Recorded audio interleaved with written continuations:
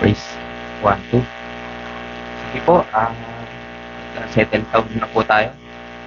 Excuse ko muna po yung sarili kong mag-quote ngayon. Napakainit. Next time na. Next time na lang po. Slide. Okay. Good morning po ulit. Good morning po sa lahat. Okay. So, sige po. Yan.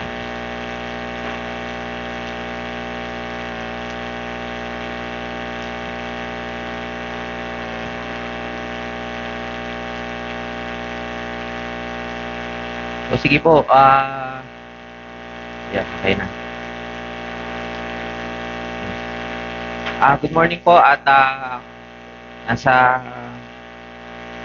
part 3 na po ako. Wala po kasi akong book series sa ngayon. So, tinatanong po ako ng kapastoran kung ano yung ipipreach ko. Sabi ko, babalik muna ako sa gospel. Doon muna ako sa basic. Kasi, kasi ano rin, 5 taon din po ako nabakante sa pagtuturo sa pulpito. So, parang inaano ko pa yung katawan at isip ko sa pag-aaral ng salita ng Diyos at at the same time, para rin mag-practice palalo yung aking kaparaanan sa pag-aaral ng salita at pagtuturo ng salita ng Diyos.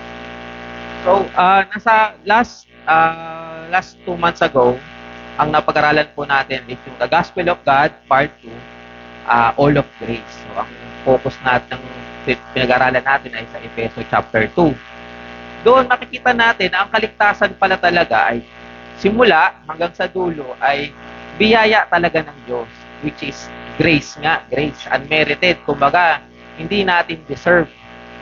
Kumbaga, unmerited favor. Makikita din natin na ang tao, sa napag-aralan natin sa Efeso chapter 2, ay spiritually dead. Kung sinabing spiritually dead, walang kakayanan ang tao na mag-respond sa spiritual things pertaining to God. So, hindi sa mga kabataan dito, ba humanities lang kinukuha sa grade 12? Wala.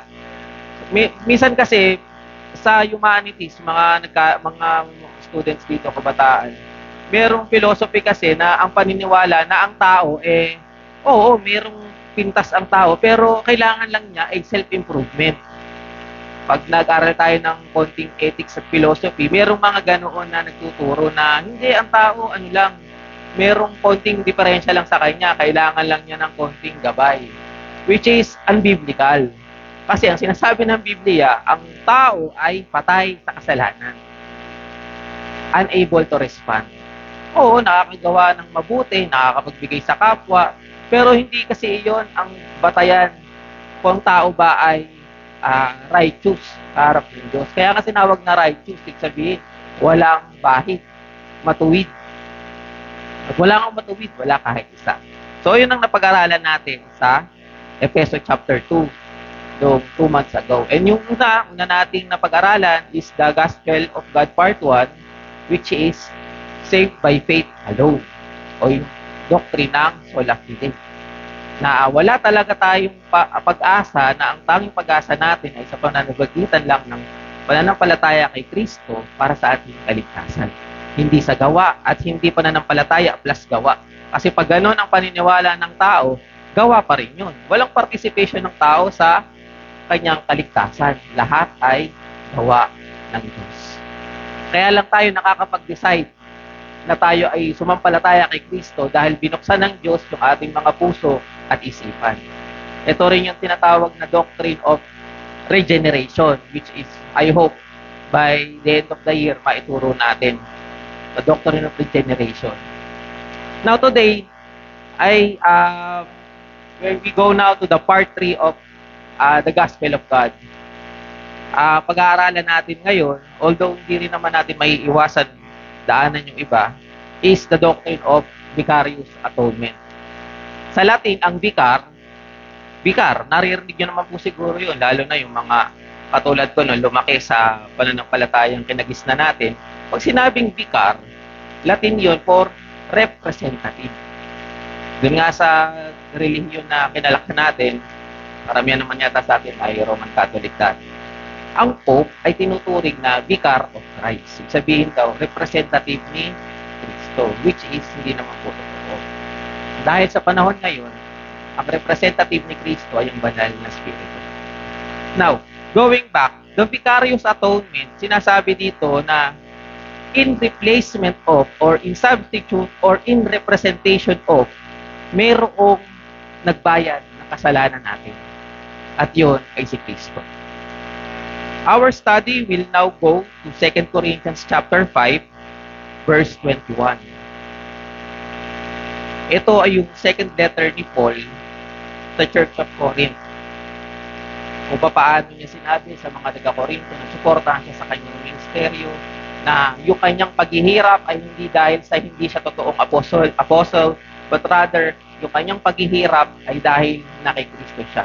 At sa lahat ng paghihirap niya, hindi siya pinabayaan ng Diyos. Tayo po lahat ay manalangin. Panginoon, salamat po sa inyong grasya. Although we ourselves are not worthy of your grace, Panginoon, araw-araw mo itong binibigay, pinadadama sa amin. Kaya salamat po.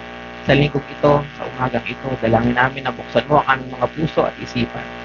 Makita namin ang iyong katotohanan, pag-aralan namin ang iyong salita. At sa dulo nito, maitaas namin si Kristo bilang aming Panginoon. Salamat po at bigyan niyo po kami ng grasya sa umagang ito. Kayo po ang magturo sa amin sa pangalan ng Jesus.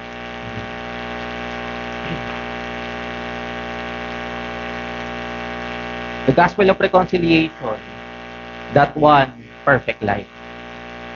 2 Corinthians chapter 5, verse 21, He made him who knew no sin to be sin on our behalf, so that we might become the righteousness of God in Him. Praise. So that we may become the righteousness of God in Him. Isang verse lang. Okay. This will be the center of our study today, the Gospel of God. Why is atonement necessary? Bakit kailangan may mamatay sa krus? Bakit kailangan yung substitute? Ito po ang ating pag-aaralan ngayong umaga. At isa pa, bakit Christianity lang ang tamang daan papuntang langit? Wala ba kayong nakakausap na ibang relihiyon na nagsasabing, hindi ba unfair na si Kristo lang ang daan sa kaligtasan? Kasi ako, may mga nakausap na akong ganun. Eh, minsan nga, kinikwento ko sa mga kapatid natin na meron akong kaibigan na dating song leader na naging agnostic. At ang bato niya sa akin ay ito. Hindi ba unfair? Sa dami-dami ng relihiyon, bakit Christianity lang ang maliligtas? Bakit Christianity lang ang tamang daan patungong langit? Wala pa po bang nagtanong sa inyo? Wala pa naman. Ibig sabihin, masama yung circle ko. May mga nagtatanong kasi sa akin ganun eh. Pero, once in our life, may magtatanong sa atin. At minsan, baka yung mga bata, yung mga anak natin, magtatanong din. Ito yung pag-aaralan natin. Now, 2 Corinthians chapter 5, verse 21. Christ, sinless Son of God, He made Him who knew no sin. Before we start on our first point, gusto ko lang i-emphasize yung salitang He. Sino yung sinasabi dito?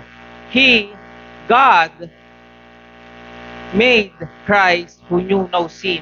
Ngayon, sa English kasi, mamaya, ma-technical kayo. Oh, tingnan nyo si Kristo, created lang pala, hindi siya totoong Diyos kasi made Him.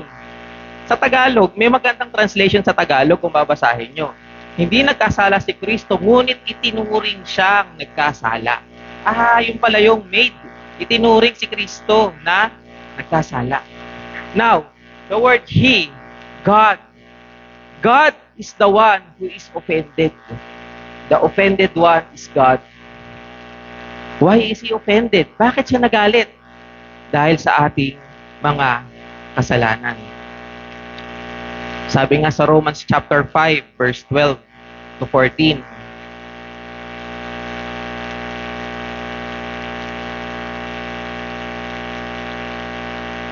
Therefore, just as through one man sin entered the world, doon sa garden ng Eden, nagkasala ang tao.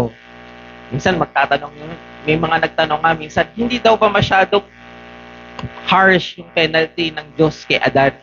Kumain lang naman Eka ng mansanas. Hindi mo makakapalimutin, nag-aalit si R.C. Sproul. Sabi niya, anong problema nyo?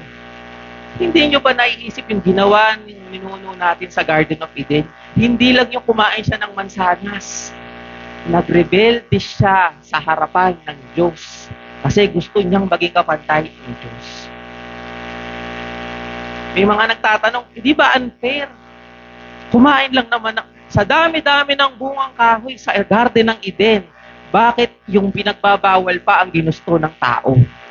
Ngayon, sasabihin natin, unfair ba ang Diyos na magalit sa tao? Sa dami ng pwede mong gawin, bakit yung bawal pa ang ginawa ni Adan? At ito ang pinapatungkulan ng Romans chapter 5 verse 12. One man, dahil kay Adan sa ating ninuno, sin entered into the world, and death through sin, cause and effect. Dahil sa kasalanan, lahat ay namatay. And so as death spread all men, because all sinned. For until the law, sin was in the world, but sin is not imputed when there is no law. Nevertheless, death reigned from Adam until Moses, even over those who had not sinned in the likeness of the offense of Adam. Yung pala ang naging problema natin. Hindi man tayo nagkasala na kagaya ni Adam, dahil sa ating ninuno, naipasa yon sa bawat isang tao na nabuhay. Therefore, we can conclude that all have sinned. Lahat ay nagkasala, and all are worthy of God's punishment. And all have sinned, we can conclude also that yung relationship natin sa Diyos ay hindi lang na-damage. Ito ay severed. Ano yung severed? Naputol. Sa trabaho, sa corporate, may kasabihan, do not burn bridges. Huwag mo daw putulin yung tulay mo dun sa kapwa mo. Ganon din yung nangyari dito. Severed yung ating relationship sa Diyos, naputol yung ugnayan natin sa Diyos dahil sa kasalanan. Now, this is the ultimate plan of God's salvation. Hindi yun backup plan. Hindi nag-meeting yung triune God sa Garden of Eden na sasabihin nila, ano ba nangyari dun sa bata natin? Bakit ganito? Pumalya na. Kailangan natin gumawa ng backup. Hindi. Planado na ng Diyos from eternity's past na talagang darating ang Diyos anak upang magkatawang tao at hanguin tayo sa penalty ng kasalanan. In the infinite wisdom of God, He already planned that His Son redeemed His fallen creation.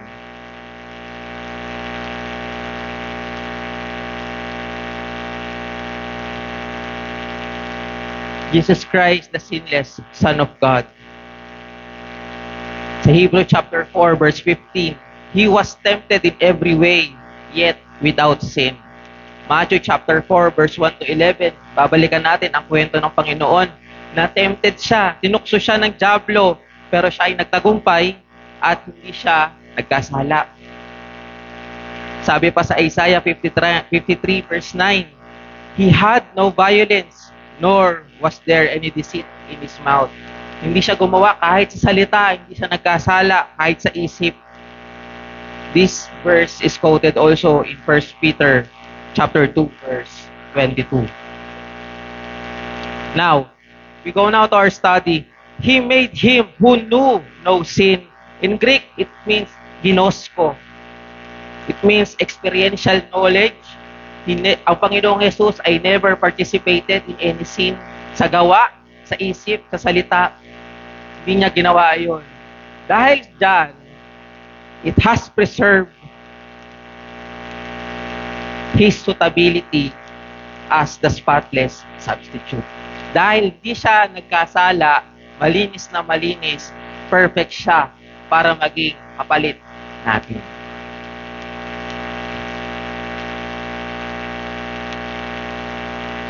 He never associated, kahit nga yung i-associate yung sarili niya sa kasalanan, hindi niya ginawa. Friend siya ng sinner. Diba? Nakisalamuha siya sa makasalanan. Pero hindi siya nakisama sa mga makasalanan.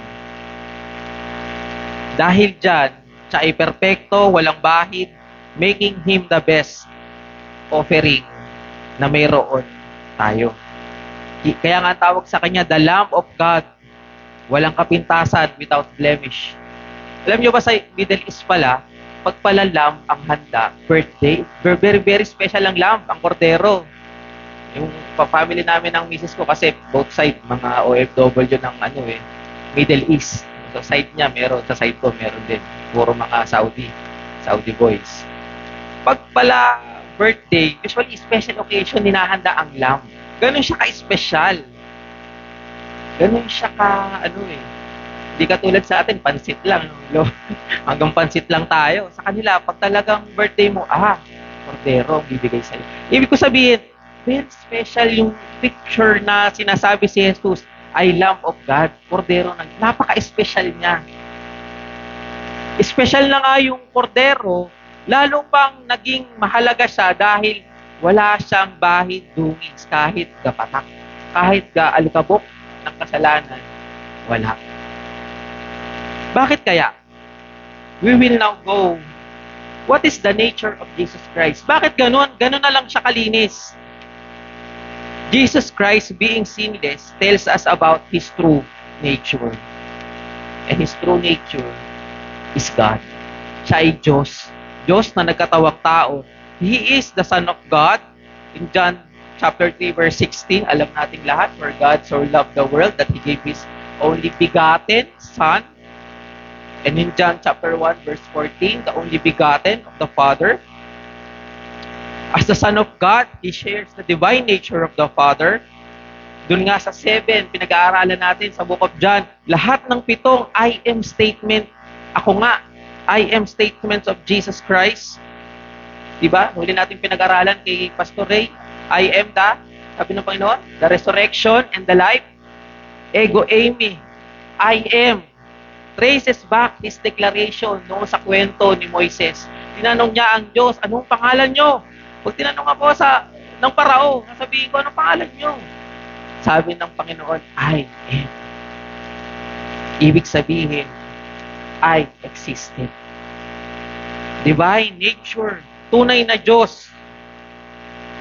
At isa pa, madalas ginagamit ng mga kulto yung salitang begotten Son para i-downgrade ang Panginoong Jesus na hindi siya totoong Diyos o Diyos. Kumbaga, lang siya, sub-Diyos, semi-Diyos. 90%. Hindi siya 100% daw God dahil begotten Son. Mas mataas daw ang Ama sa anak. Mga kapatid, gusto ko lang maliwanag na sa limitado nating isip, gumagamit ang Diyos ng salita para i-communicate ang kanyang katotohanan sa limitado nating kaalaman. Ang relasyon ng anak at ama ay ginamit ng Diyos upang ipaliwanag kung gaano kamahal ng Diyos Ama ang ikalawang person sa Trinity. Hindi siya created being at hindi rin nanganganak ang Diyos. Minsan kasi may nakakwentuhan kayong taga-dating daan. Yung ang paniniwala na kasi, yung salitang begotten, ay nanganak daw ang Diyos. Kasi mayroong part sa song o sa awit na ang sabi ng Diyos, you are my son, today I have begotten you. Di totoo yun. Kasi ang Greek word para sa begotten ay monogenes. Mono, single. Ang inibig sabihin ng begotten pala, monogenes, yung relationship ni Jesus Christ sa Ama ay unique. One of a kind. Wala nang makakagaya ng relasyon ng Diyos Ama sa Diyos sa anak.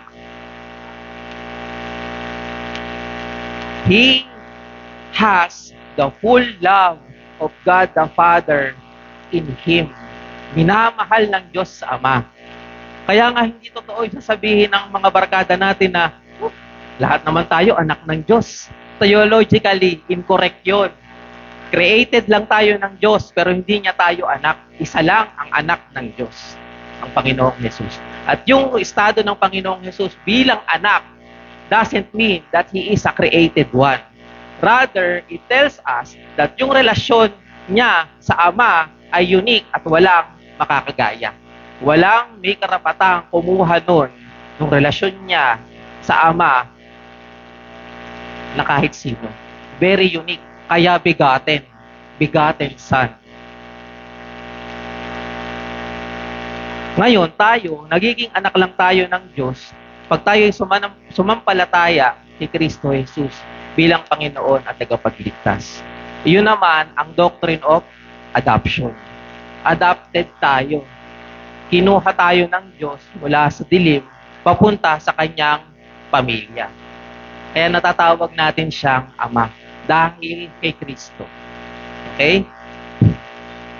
So His nature, He is God. Ayan, the Greek verb begotten or monogenes. Other proof of Jesus' divinity.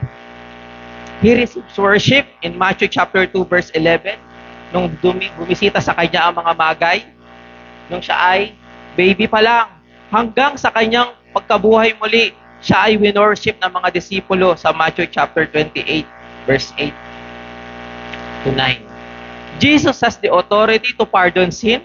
Example is the paralytic sa Lucas chapter 5 verse 20. Jesus has the authority over creation.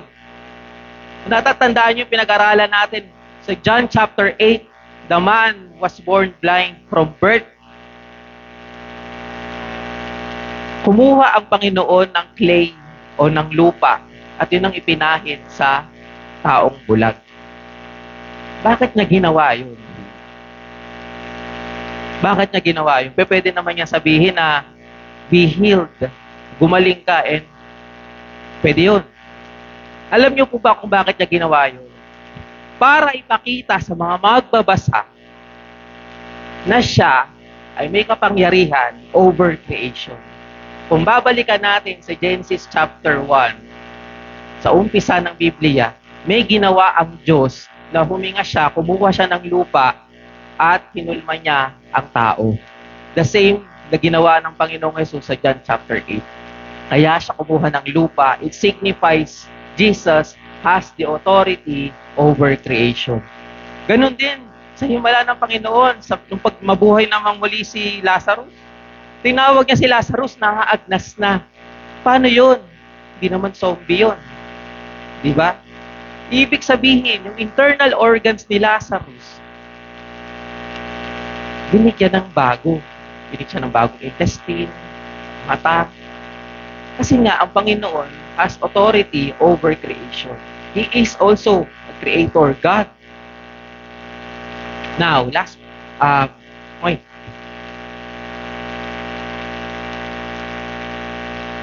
Now, Jesus Christ, the representative of our fallen humanity. Continuing sa Romans chapter 5, verse 14b. Jesus Christ is the type o lumalarawan of Him who was to come. O Adan was a type of Him, of Jesus Christ, who was to come. Ginagamit to ng mga Jehovah's Witness to say that Jesus Christ is just a lower God. No. Sinasabi lang dito na kagaya ni Adan, nung sa Garden of Eden, na walang kasalanan nung umpisa, ganun din ang Panginoong Jesus. Nung siya ay nagkatawang tao, wala siyang kasalanan. Pero tingnan natin dito yung pagkakaiba nilang dalawa. The free gift is not like the transgression. Yung kasalanan ni Adan ay hindi malayong-malayo o kasalungat ng ating Panginoong Jesus because He is called a free gift. For by the transgression of the one, many died. Dahil daw kay Adan maraming namatay. How much more did the grace of God and the gift of the grace of the one man, Jesus Christ, abound to many? Ginujuxtapose or pinagsasalungat ni Pablo si Adan at si Jesus dito. Sinasabi niya na dahil kay Adan, namatay lahat, pero dahil kay Kristo, lahat ay mabubuhay. Okay? The gift is not like which came through the one who sinned, but for on the one hand, the judgment arose from one transgression. Dahil sa kasalanan ni Adan, lahat ay nahusgahan, resulting in condemnation. But on the other hand, the free gift arose for many transgression resulting in justification. For if the transgression of the one death reigned, although the one through the one, much more those who receive abundance of grace of the gift of righteousness will reign in life through the one, Jesus Christ. Ang Panginoong Jesus bilang representative natin has done yung hindi nagawa ni Adan, which is sumunod sa Diyos. At dahil nga siya nagkatawang tao, He represented us and gave us life. At being God in the flesh, bilang Diyos na nagkatawang tao, Jesus was able to represent the fallen humanity in which Adam caused because of his sin. By being a man, he has a physical body, meron siyang katawan, and being incarnate through the virgin birth. Dahil sa virgin birth, hindi siya namanahan o hindi siya nalagyan kahit kapatak ng kasalanan ni Adan. Itong mga kondisyong ito further made him the perfect sacrifice and a source of our imputation for our sin. Christ, the perfect sin offering. Going back, 2 Corinthians chapter 5, verse 21. He made him who knew no sin to be sin on our behalf. Jesus Christ, mga kapatid, is the suffering servant. Sa Isaiah chapter 53, nakita natin doon, siya ay binugbog, siya ay pinarusahan, hindi dahil siya ay may kasalanan, kundi sa kasalanan ng iba. He is also our spotless lamb. Sa Leviticus chapter 16, makikita natin dito, kasi yung kordero nung panahon ng Old Testament, ang purpose niya ay ito. Ililay hands ng high priest yung kordero at lahat ng kasalanan ng bayang Israel ay doon matatransfer. At yung kordero, yon ang kakatayin. Okay? The animal sacrificial system of the Old Testament, pinapakita dito na kung paano ang Messiah ay isasakripisyo ang kanyang sarili as the final sin offering of God. Yun po kasing mga inaalay sa Old Testament, hindi naman talaga yun makakasatisfy ng kasalanan. Sabi nga ni Pastor Banting, cover up lang yun. Cover up. Kumbaga, pampaano lang yun, temporary lang. Pero ang final offering ay nandun, dinala sa krus. Siya ang final offering once and for all, sabi nga sa Hebrews. Even the story of Abraham sa Genesis chapter 22 verse 8 points us doon sa kordero ng Diyos. Sabi ni Abraham, God will provide a lamb. Ang Diyos ang magbibigay ng kordero, ng alay natin sa kanyang altar.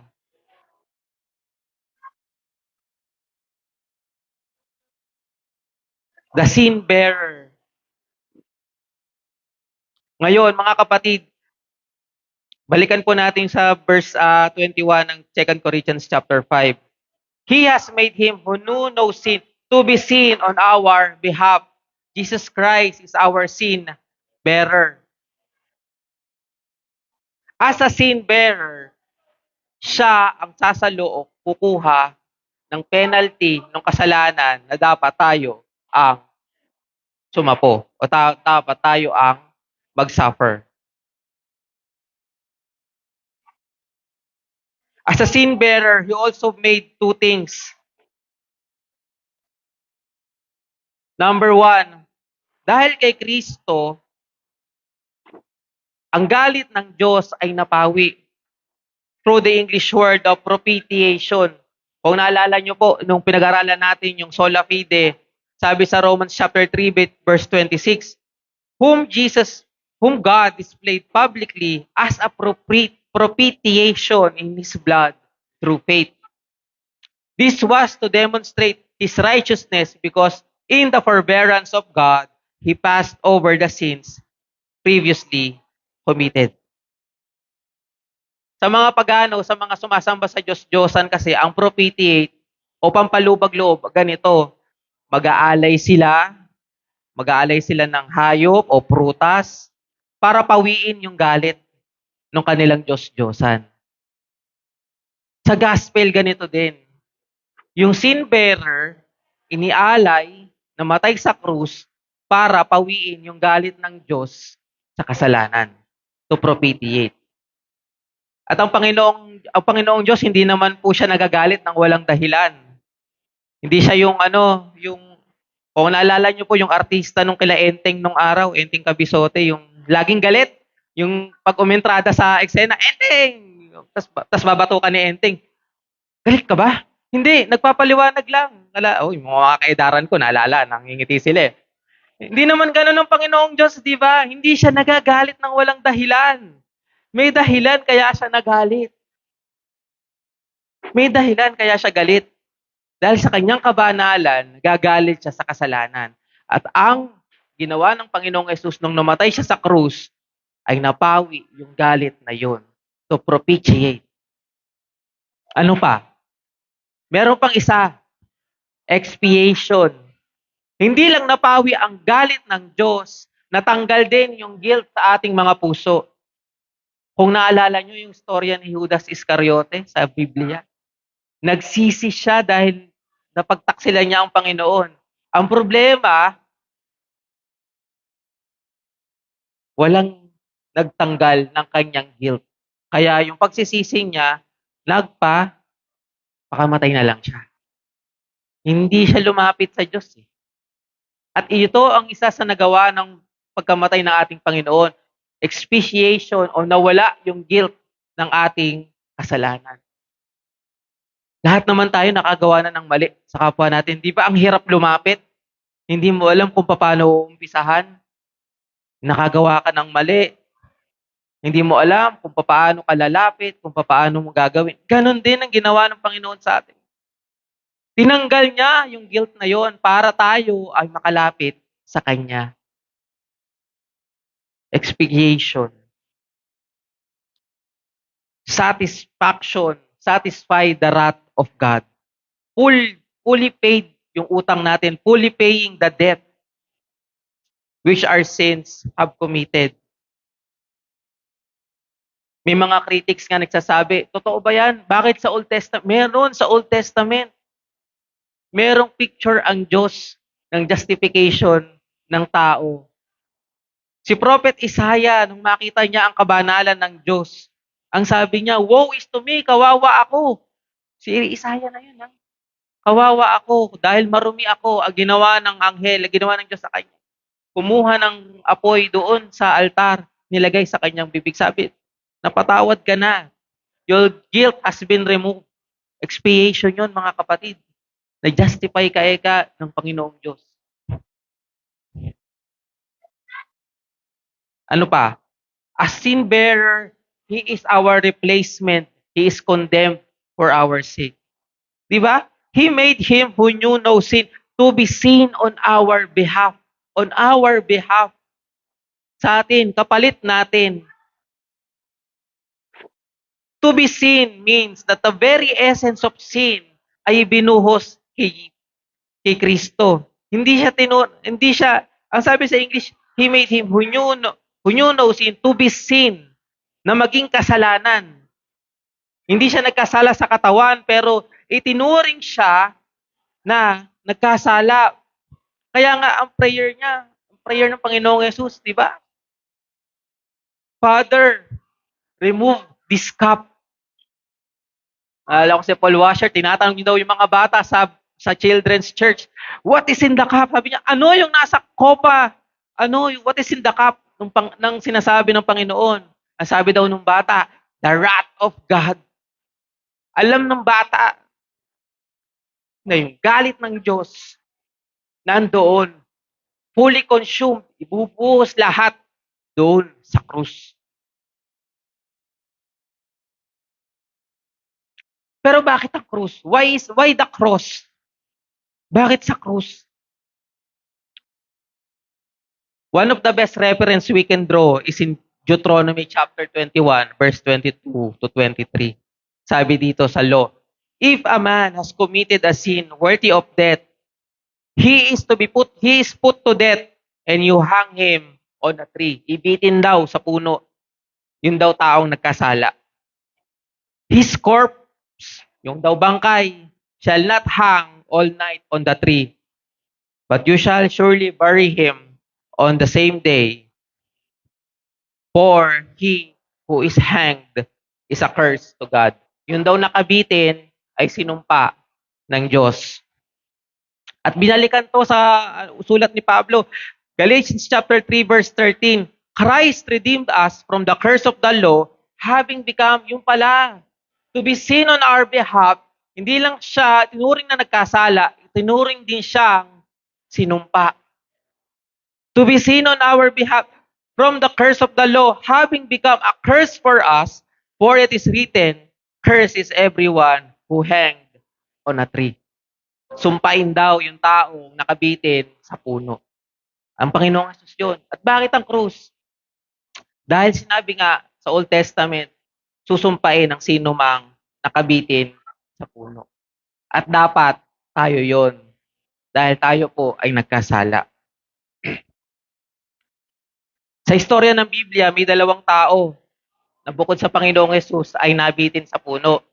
Una, si Absalom, anak ni David, ni Haring David. Ang kasalanan niya ay nagrebelde siya laban sa kanyang ama at hari. Pangalawa naman, yung nasabi ko nga kanina, si Judas Iscariot na nagtaksil sa kanyang Panginoon at Guro. Ano ang sinasabi nito? Bakit ang krus? It tells us one thing, na ang kasalanan, sin, is a cosmic treason. Alam niyo yung treason? Ginagamit sa politika yon. Ibig sabihin pala, ang pagkakasala ay pagtataksil doon sa pinaka makapangyarihan sa lahat. Sabi nga ni R.C. Sproul, sa bawat pagkakasala natin, ganito daw ang sinasabi natin. For every sin we do, this is what we say to God. I defy the authority of God. I insult the majesty of God. I challenge the justice of God. Ganon ang kasalanan. Kaya hindi biro yung pagkamatay ng Panginoon sa krus. Hindi lang tinuring na makasalanan, sinumpa pa. Because curse is the one who is hanged on the tree. Bawat kasalanan, pagtataksil sa banal na Diyos.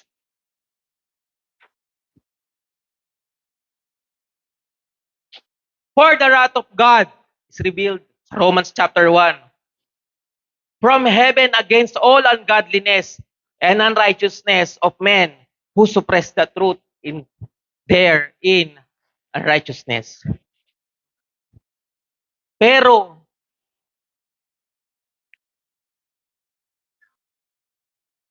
dahil sa kayaman ng pagmamahal at pag-ibig ng Diyos, mayroong matay para sa atin.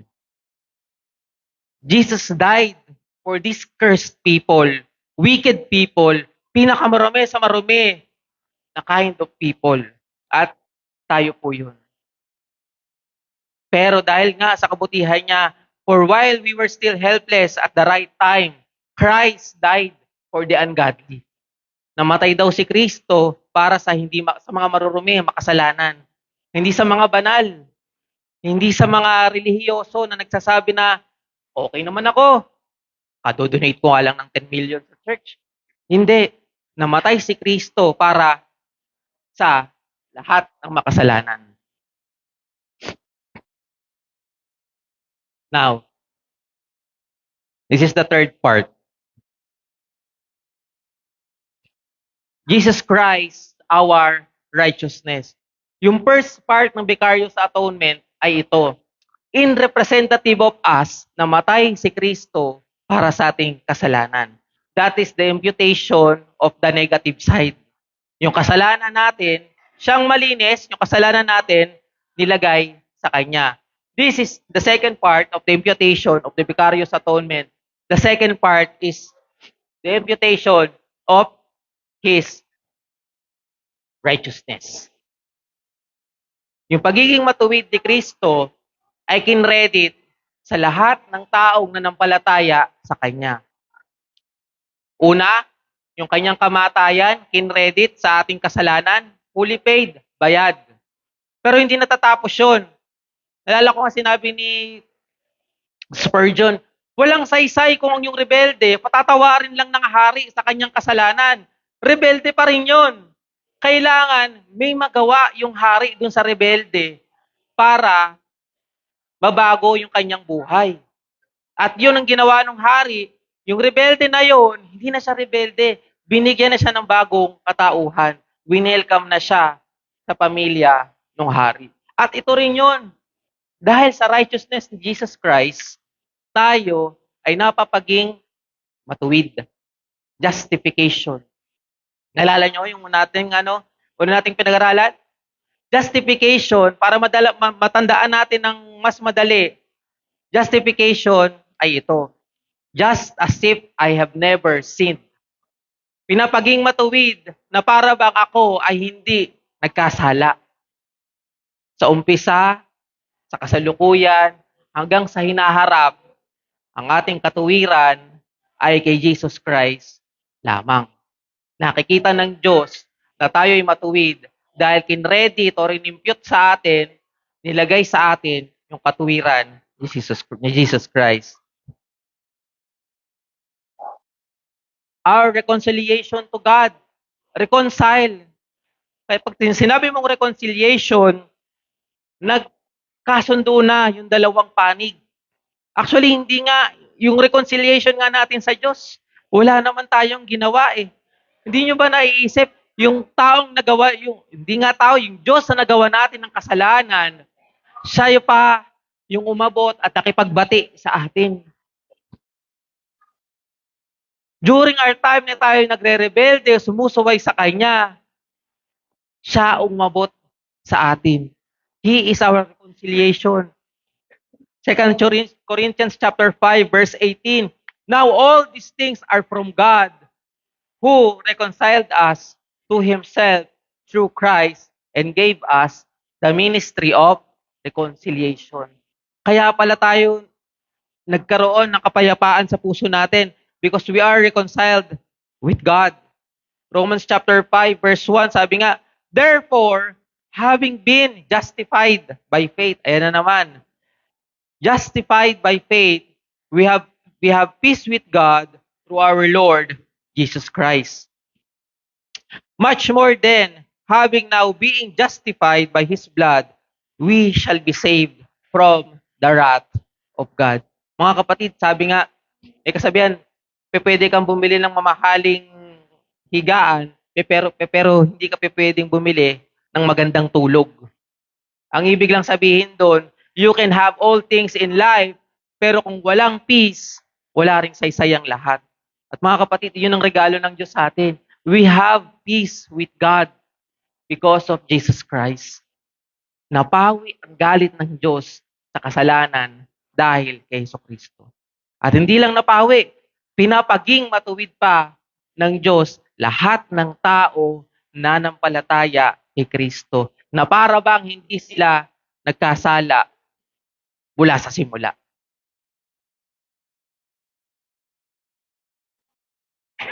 His righteousness imputed by His obedience. Sabi ng Panginoon, He did not come, hindi daw siya naparito upang alisin o wasakin ang kautusan, but rather, He came to establish the law, to obey the law. Because dahil sa Kanya, na perfect ang kautusan ng Diyos.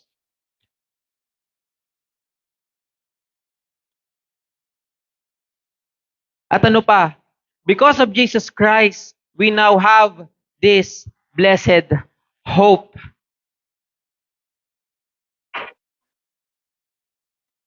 Second Corinthians chapter 5, verse 14 to 15. For the love of Christ controls us, having concluded this, that one died for all, therefore all died.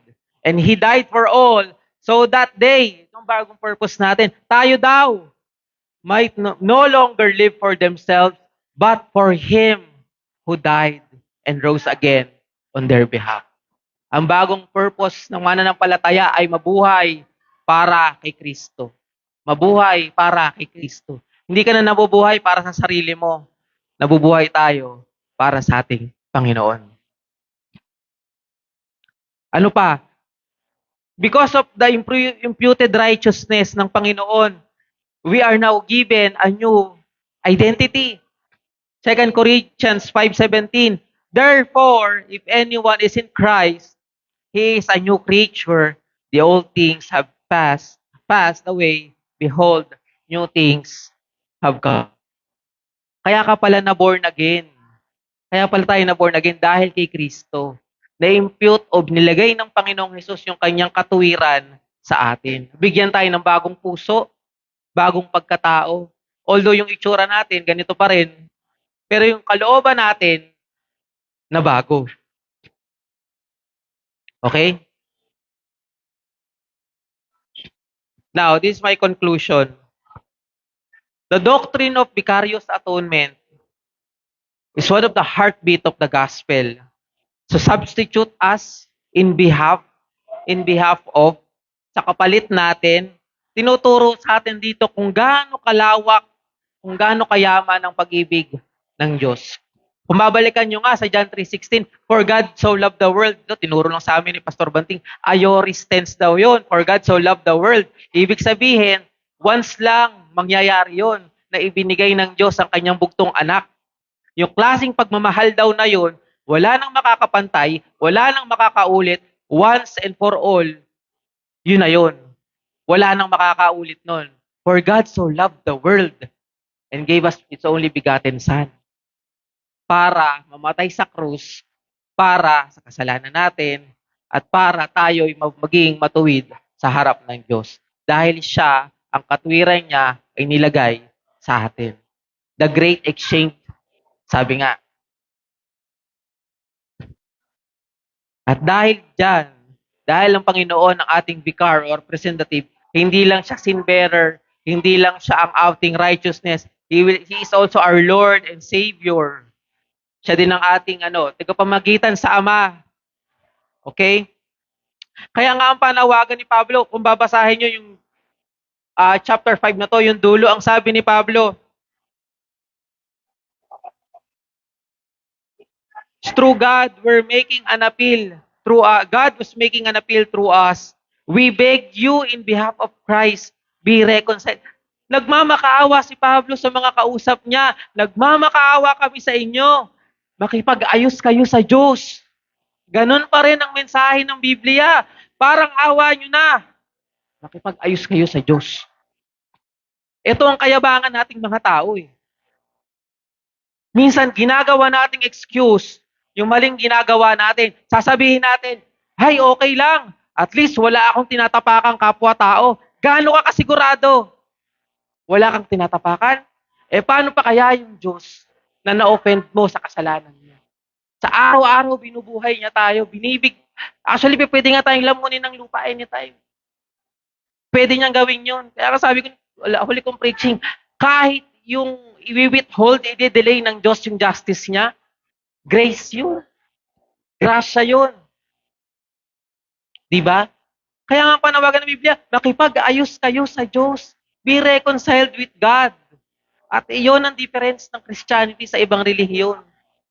Ang ibang relihiyon, sasabihin nila, gawin nyo to, 1, 2, 3, 4, 5, ops, hindi pa tapos. Tapos, pagkatapos yan, mag-aalay ka ng ganito. O yung buhay mo, dapat malinis na. Hindi. Simple lang ang sinasabi ng Biblia. Makipag-ayos kayo sa Diyos. Dahil darating ang araw, ang Diyos na banal, matuwid, at ating tagapagligtas ay hindi na darating bilang Savior. Darating na siya bilang hukom o judge. At kung husgahan man po niya tayo, tama lang yun. Tama lang yun at sapat. Okay? Where does the truth stand? Ayun ang laging pa-warning sa atin ng Biblia. Nasaan ang katotohanan? Lalo na sa panahon ngayon. Ang daming kumakalat na belief.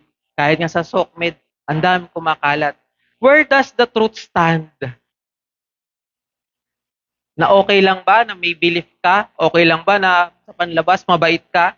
Hindi. Sabi ng Panginoong Yesus, John chapter 14, verse 6, Jesus said to him, si Thomas to, kinausap niya. Kasi ang tanong ni Thomas, show us the Father. Okay na kami, makita lang namin yung Ama. Sabi ng Panginoon, I am the way, the truth, and the life. No one comes to the Father except through me. Ang katotohanan ay na kay Kristo. Dahil si Kristo ang katotohanan, ang daan at ang buhay. Kung wala si Kristo, wala tayong daan papunta sa Diyos. At iyon ang uniqueness ng Christianity sa lahat ng relihiyon sa mundong ibabaw. Naniniwala tayo sa isang Diyos, ang Diyos na nagkatawang tao, namatay sa krus, nabuhay namang muli para sa ating mga kasalanan. Hindi natin deserve. Wala tayong effort kahit kapatak. Wala tayong may pagmamalaki kahit kaunti. Lahat yon simula hanggang dulo, kahit sa ating buhay Kristiyano, hahawakan niya tayo hanggang sa tawagin niya tayo pabalik sa kanyang kaharian.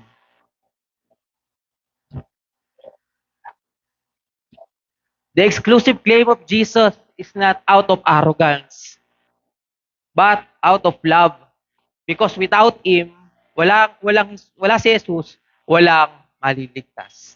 Sa pagtatapos ko, gusto ko lang i-share yung, alam naman ng ibang mga kapatid natin, ako po ay na-convert nung ako'y nag-aaral ng college sa theology class. First semester, unang week ng theology class, ganito ang tanong ng theology teacher namin. Kung mamamatay ka, saan ka mapupunta? Kung mamamatay ka mamayang gabi, parang ganoon sabi ni ma'am. Ang sabi ko, di pa kasi ako nakakakilala sa Panginoon. Siguro hindi naman ako mapupunta ng impyerno kasi hindi naman ako ganun kasama eh. Bait naman ako, sabi ng sabi nila ko yun. Sumagot yung kaklase ko. Sabi ng kaklase ko, ganito, Ma'am, maliligtas ako pag namatay ako mamaya kasi nanampalataya ako kay Jesus Christ bilang aking Panginoon at tagapagligtas. Ang impression ko noon sa sarili ko, ang sabi ko, apakayabang naman itong kaklase ko. Kala mo namang paboritong anak ng Diyos. Maliligtas palataya. Maliligtas ka dahil sa pananampalataya. Ang akala ko noon, mayabang ang dating noon. But later sa aking buhay, nung ako'y makakilala sa Panginoon, baliktad pala. Ang kayabangan pala ng tao ay yung thinking natin na kaya nating iligtas ang ating sarili. That is arrogance. Na kaya nating maging matuwid sa harap ng Diyos. Kayabangan yun. Alam nyo, ang humility ay naamin natin sa ating sarili na hindi natin kayang iligtas ang ating mga sarili apart from Jesus Christ. Ang manampalataya kay Kristo Jesus bilang Panginoon at tagapagligtas ay kababaang loob. Dahil doon, inaamin natin na wala tayong kakayanan, wala tayong katuwiran, wala tayong kabutihan. Tanging si Kristo Jesus lang ang ating tagapagligtas. At yun ang tinuturo ng Biblia. Jesus Christ alone as our Lord and Savior. That is the doctrine of vicarious atonement. At napakaganda niya dahil biruin mo, ang ating kasalanan ipinalit sa kanyang pagiging matuwid. Our sin, His righteousness. Our penalty, nilagay sa kanya. The favor of God is with us dahil sa pagiging matuwid ng Panginoong Jesus. At gaya ng panawagan ng Biblia sa ating mga kapatid, makipag-ayos tayo sa Diyos habang tayo'y may hininga pa. Tayo pong lahat ay manalangin. Lord God, we thank you for this morning. Salamat po sa iyong salita. Dalangin namin na ito'y tumanim sa aming mga puso, magbigay ng bunga, Panginoon, spiritually sa aming mga buhay. And we also pray, Panginoon, sa aming mga kapatid na who has doubts or merong mga hindi pa maliwanag sa kanila, dalangin namin, Panginoon, buksan niyo po ang kanilang mga puso at isipan. Kami po, sa aming mga kapatid, Panginoon, dito na matagal na namin kasama, dalangin namin na sa bawat araw, ma-appreciate namin itong mabuting balita mo sa amin. Na kami ay mabuhay para kay Kristo, na kami ay magkaroon ng galak dahil kay Kristo. Dahil, Panginoon, walang treasure na mas papantay pa, Panginoon, kundi ang magkaroon ng tamang relasyon sa inyo. Salamat po at samahan niyo po kami sa natitirang oras ng aming sama-sama sa aming pagtitipon. Ito pa aming panalangin sa pangalan ni Jesus. Amen.